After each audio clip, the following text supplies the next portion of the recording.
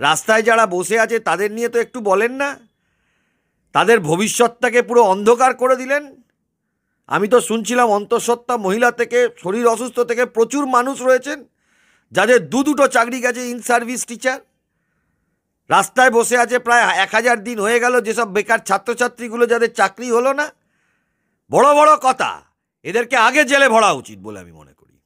যখন চাকরিগুলো চুরি হয়ে গেল তখন আপনি অবাক হননি, যখন কয়লা চুরি, গরু চুরি হলো তখন অবাক হননি, রাস্তায় বসে গেল এই যে জেনুইন ছেলে মেয়েগুলো, 15-16 হাজার জেনুইন ছেলে মেয়ে আছে, তাদের জন্য অবাক হননি, তারপর আপনার মন কাঁদেনি। শুধু আপনি ভালো ভালো গাড়ি করে ইডি আর সিবিআই এর দপ্তরে ঘুরে বেরিয়েছেন নাকি? হ্যাঁ, লজ্জা থাকা উচিত। এমবিএ ডিগ্রিটা কোথায় গেল যেটা আগে লিখেছিলেন? উত্তর দিন। কোনো উত্তর নেই। এতগুলো মানুষ, একটা জেনারেশনের ভবিষ্যৎ শেষ হয়ে গেল। আমরা চাই না আগামী প্রজন্মের এই জিনিস হোক। দয়া করে মানুষের কাছে আবেদন করব, এদেরকে সরান। কারণ যারা মাইনে পাচ্ছেন পশ্চিমবঙ্গে 2011 সালের পর থেকে, যারা যারা চাকরি পেয়েছেন, যারা যারা সরকারি অনুদান পাচ্ছেন, কেউ সিকিউর না। কারণ এই দালালগুলো আর চোরগুলো নিজেরা খেয়েছে। এই খাবার জন্য যে কত মানুষের সর্বনাশ হয়ে যেতে পারে সেটা হয়তো আগামী দিনে হবে। এদেরকে তাড়াতেই হবে। এদেরকে না তাড়ালে পশ্চিমবাংলা সর্বনাশ হয়ে যাবে। কুণাল ঘোষ যেটা বলেছেন, একটা কথা ভুল বলেছেন। সেটা হলো আমি বলবো মুখ্যমন্ত্রী মমতা ব্যানার্জি জানতেন এই দুর্নীতি হয়েছে, তার অঙ্গুলি হিলনে, তার অনুপ্রেরণায় হয়েছে। পার্থ চট্টোপাধ্যায় যখন মমতা ব্যানার্জির সঙ্গে আগের বিধানসভা নির্বাচনের আগে যখন ওই এসএসসি মঞ্চে গিয়েছিলেন, সেইখানে গিয়ে তিনি 5 মেম্বার কমিটির কথা বলেছিলেন পার্থ চট্টোপাধ্যায়কে, যে পার্থ চট্টোপাধ্যায় একটা 5 মেম্বার কমিটি করেছে, তারা সলভ করবে।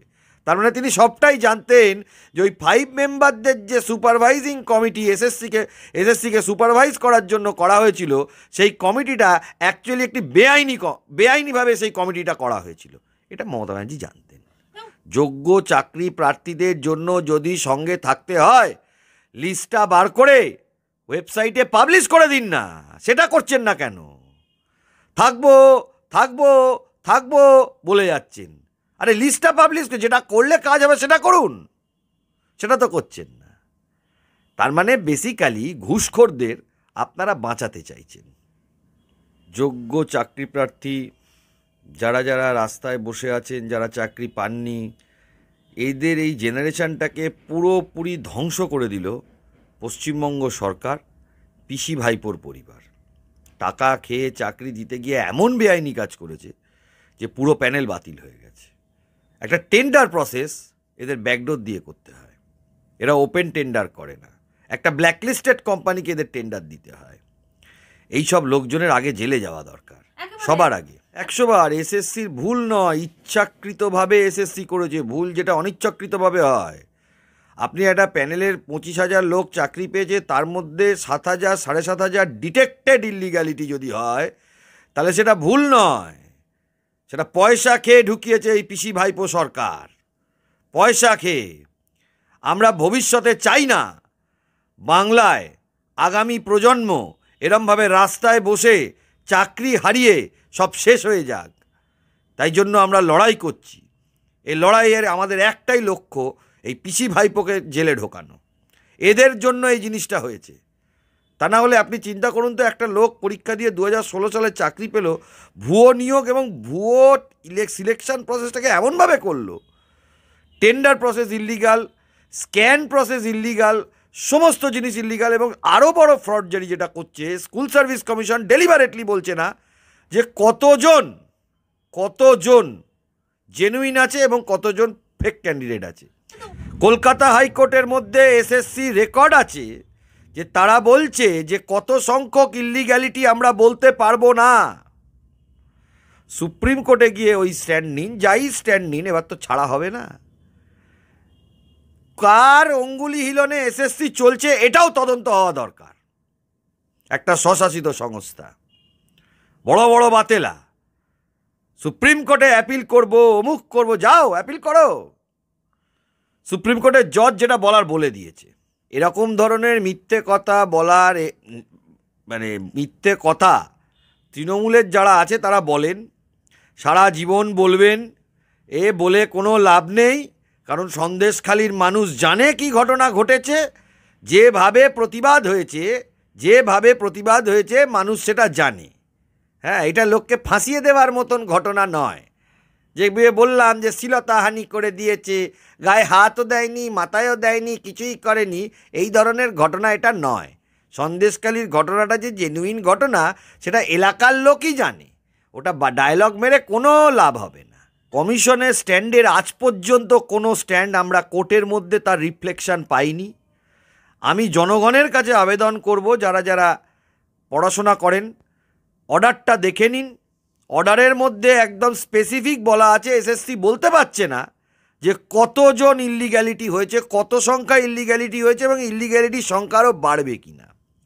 এই সরকারের টার্গেট যাদের থেকে টাকা নিয়ে চাকরি দিয়েছে তাদেরকে বাঁচিয়ে রাখা। এই জন্য এই সরকার লড়ছে। যদি সৎসাহস থাকতো, প্রথম দিনই যখন সুপ্রিম কোর্টের কাছে মামলা উঠল, প্রথম দিন লিস্ট ফেলে দিত। এত লিস্ট দেবো করছে কেন? এসএসসি ওয়েবসাইটে টাঙিয়ে দিক। চেয়ারম্যান বড় বড় কথা বলছে, এসএসসির তো ওয়েবসাইট আছে, সেখানে ঘোষণা করে দিক, নাম, ক্যাটাগরি, জেন্ডার, সাবজেক্ট ওয়াইজ একটা লিস্ট টাঙিয়ে দিলে কী অসুবিধা আছে? উনি করবেন না। বড় বড় বাতেলা মিডিয়ায় মারাটা কোনো মানে হয় না। কিছুদিন পর আমরা আরও অনেককে, যেমন মাপলার গেছে না, হাওয়াই চটি থেকে আরম্ভ করে অনেকে যাবে, ওই করব ওয়েবসাইটে পাবলিশ করে দিন না, তাহলে আর সুপ্রিম কোর্টে আপনাদের কষ্ট করে যেতে হবে না। সবাই গিয়ে দেখিয়ে দেবে যে আমি জেনুইন আছি, এসএসসি অলরেডি পাবলিশ করে দিয়েছে। ওই করব না করে দিন। 2021 সালে মমতা বন্দ্যোপাধ্যায় ওই গান্ধী মূর্তির পাদদেশে বিভিন্ন জায়গায় যেখানে যেখানে এসএসসির ছাত্রছাত্রীরা বসে আছেন তাদের কাছে গিয়েছিলেন। ক্যামেরায় তিনি পার্থ চট্টোপাধ্যায়কে 5 মেম্বার কমিটির কথা জিজ্ঞেস করেছিলেন এবং তিনি সব জানতেন। তার অনুপ্রেরণা ছাড়া এই ধরনের ঘটনা হয়নি।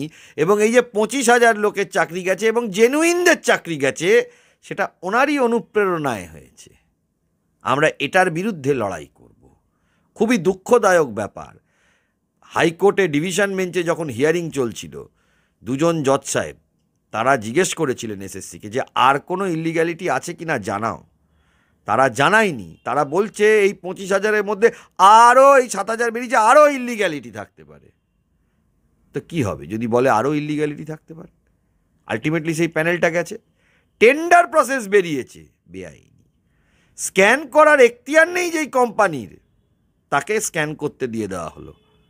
এই যে কাজগুলো, এগুলো ইচ্ছাকৃতভাবে করেছে এবং অনুপ্রেরণায় করেছে বলে আমি মনে করি।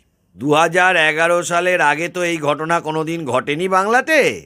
যা ঘটেছে 2011 সালের পরে, দেখুন বাংলাতে নকশাল পিরিয়ড গেছে, বাংলাতে স্বাধীনতা আন্দোলন হয়েছে, বাংলা থেকে নোবেল প্রাইজ থেকে শুরু করে বাংলাতে আপনার অস্কার পর্যন্ত এসেছে সত্যজিৎ রায়, রবীন্দ্রনাথ ঠাকুর। কিন্তু বাংলা চুরি কোনো দিন দেখেনি। চুরিটা একমাত্রই তৃণমূল কংগ্রেস, পিসি ভাইপো।